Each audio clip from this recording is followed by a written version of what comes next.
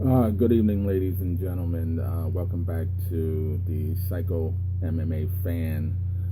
Big Mike, I am coming to you to talk about the aftermath of UFC OKC, UFC Oklahoma, where we just watched the main event. Um, it was Chelsea versus Lee. Lee won by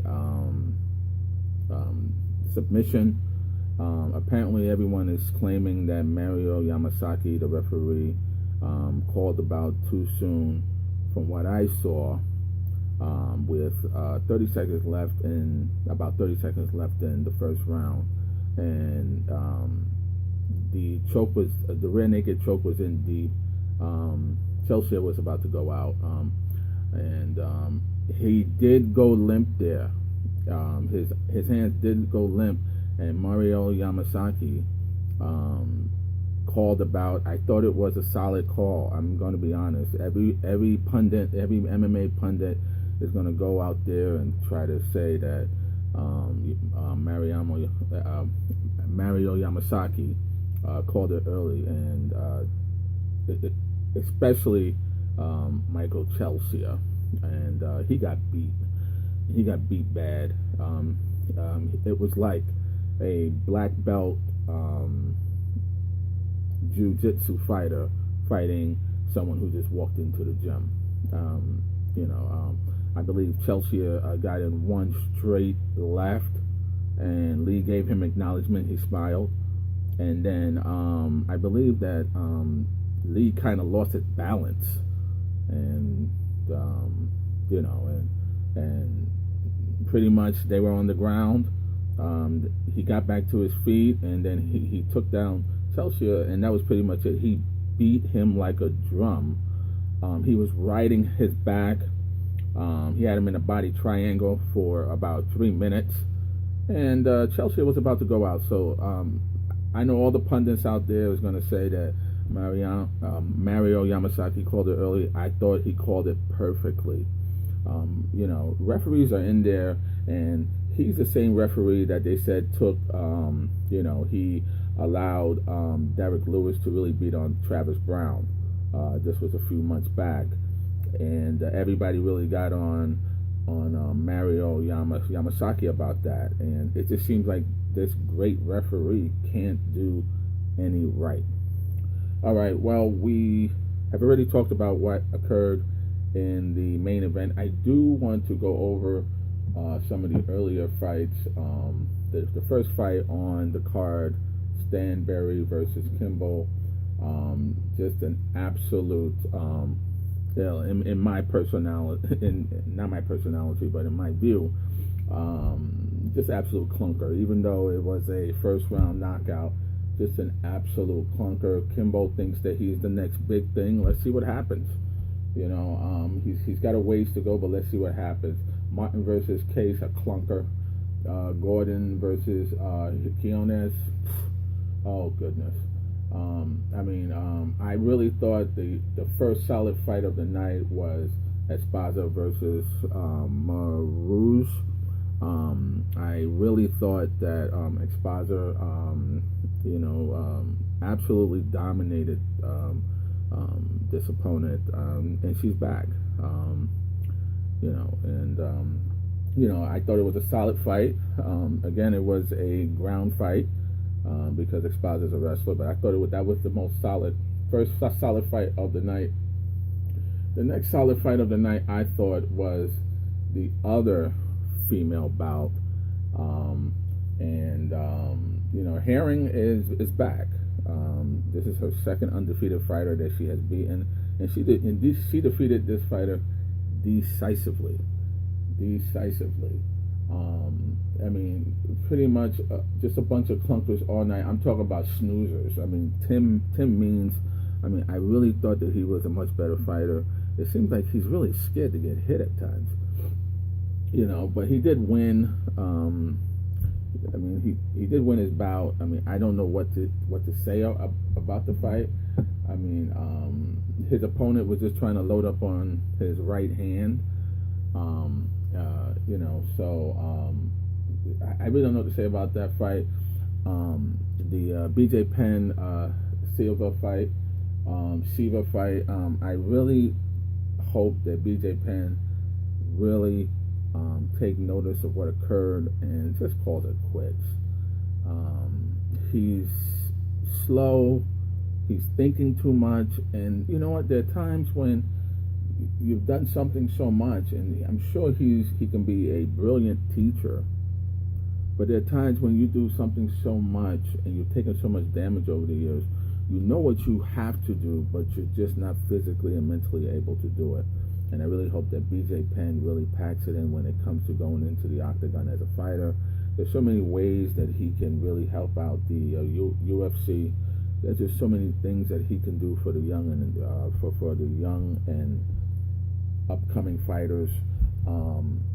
But fighting is definitely not one of those things that he should be doing anymore. I mean, he lost to Dennis Siver. I mean, come on now.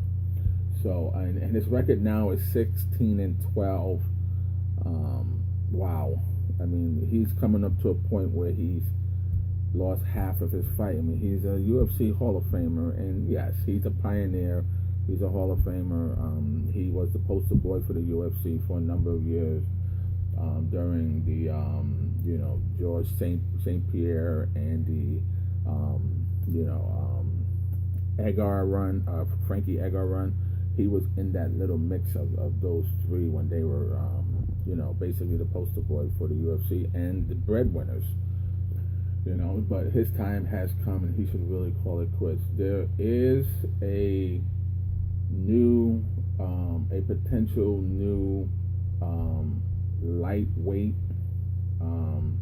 not lightweight, but light heavyweight contender. He did very well in his bout.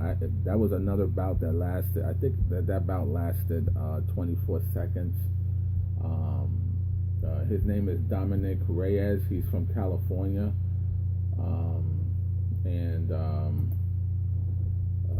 He's a prospect. Let's don't, crown him, anything special at this point. There's a lot of gaps in his game. If you really look at the tape, a lot of gaps in his game. He's very young. He's very green. He's very talented. But let's give this guy a chance to grow, and I hope that Dana gives this guy a chance to grow because he's very raw, and this raw talent needs to be honed and trained so that he can be,